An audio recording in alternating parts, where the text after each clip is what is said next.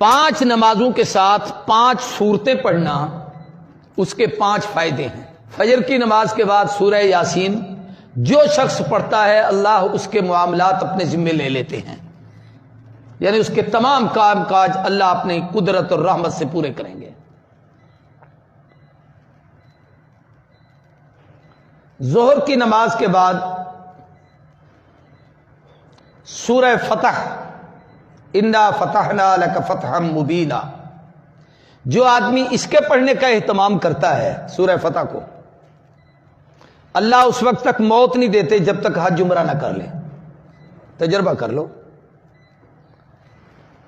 حضرت درخواستی کے ایک پرانے شاگرد تھے، مولانا قدرت اللہ فورٹ عباس کے تھے۔ میں وہاں تقریر کرنے گیا، معذور تھے، ایک بازو ان کا نہیں تھا، یہاں سے کٹا ہوا تھا۔ میں نے اس تقریر میں یہ وظیفہ بتایا کہ آپ لوگ اس صورت کا اہتمام کریں، اللہ حج عمرے کی سعادت نصیب کریں گے۔ وہ کہتے میرے دل میں بڑی امنگ تھی اور مجھے یہ تھا کہ بھئی اسباب بھی نہیں ہے، ایک چھوٹی سی فیکٹری میں ملازم تھے، 500-700 روپے تنخواہ تھی اس وقت۔ تو کہتے میں نے توکل کے ساتھ اس سورت کو پڑھنا شروع کر دیا، روزانہ ظہر کے بعد پڑھتا تھا۔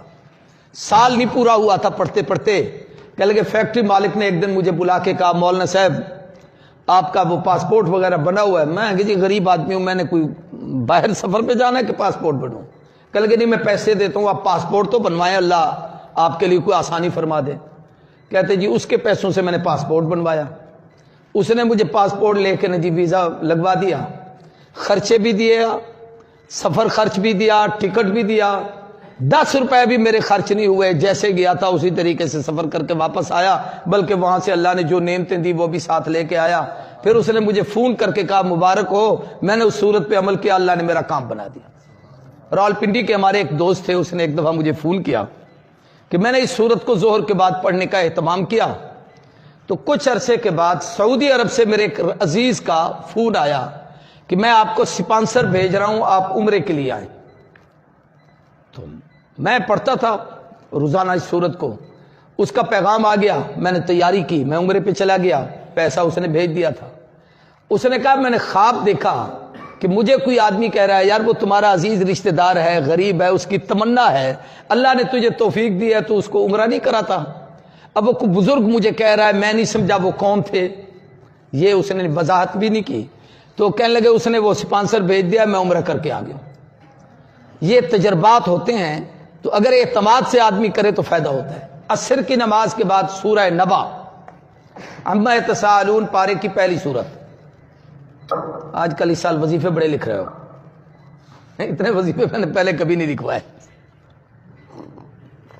یہ دین پورے دی برکت، ورنہ انہیں کو میں تو نہ لکھوں نا۔